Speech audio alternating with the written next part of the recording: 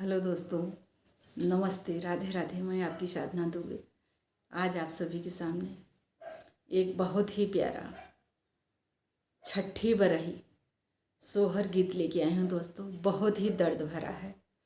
इस गीत पे आप लोग खूब ढेर सारा आशीर्वाद दीजिएगा। बहुत ही प्यारा गीत है दोस्तों, सोहर गीत है और बहुत ही दर्द भरा है। आप लोग सुनिए, बहुत ही प्यारा है। इसलिए प्यारा है, इसलिए दर्द भरा है कि जो पत्नी रहती है, उनको लड़का हुआ रहता है तो उनके पति ताना मारते हैं। दोस्तों, आप लोग सुनिए, बहुत ही दर्द भरा है। लेकिन देखिए, कोई भी ताना मारता है तो एक औरत से बर्दाश्त हो जाता है, लेकिन अगर अपना पति ही ताना मारता है तो एकदम बर्दाश्त करने का कोई वो नहीं रहता है। इसलिए बहुत ही दर्द भरा है। आई बहुत सुंदर है। सेजिया पे सोतली धनिया तपिया तनवा मारई हो, धन तोहरे नैहरवा के लोग पियरियौ न लावई, चुनरियौ न लावई।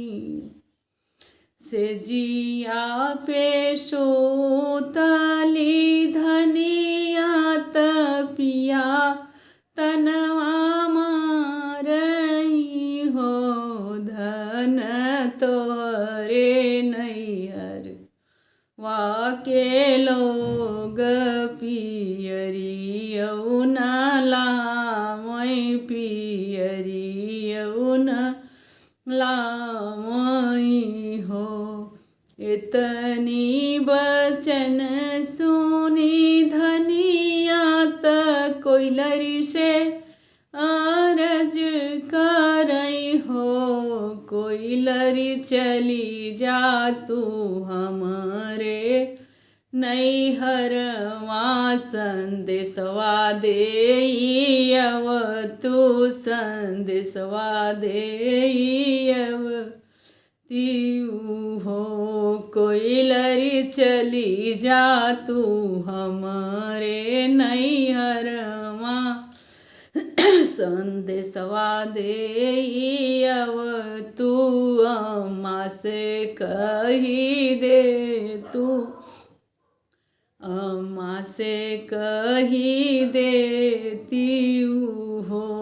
तोहरे बेटी के भये हैं ललनवा, पियरिया भेजावौ, चुनरी या भेजावौ हो। तोरे बेटी के भये हैं ललनवा, पियरिया भेजावौ, चुनरी या भेजावौ हो। इतनी बचन सुनी मैया मन मन हर्षित, मन मन हर्षित हो। कोइलरी घरवा में बेटा बहू के राज, पियरिया कैसे भेजी, चुनरिया कैसे भेजऊँ हो।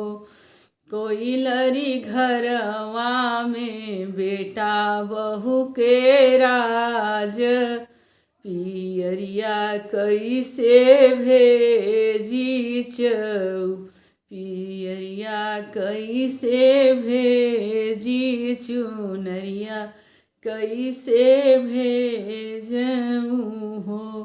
कोइलरी जाई कही दे तू हमरे बेटी से, अम्मा तोरी लाचार भई, अम्मा निरधन भई हो। कोई लरी जाई कही देत हमरे बेटी से, अम्मा लाचार भई, नयन आंसू ढूंढई, नयन आंसू ढूंढई हो। इतनी बचन सुनी कोई लरी, तब आगे फुद कई हो। अब बहुअरी तोरी अम्मा भइली लाचार, पियरिया कैसे भेजई चुनरिया, कैसे भेजई हो। कोई बहुअरी तोरी अम्मा भई निरधनिया, पियरिया कैसे भेजई चुनरिया, कैसे भेजई हो।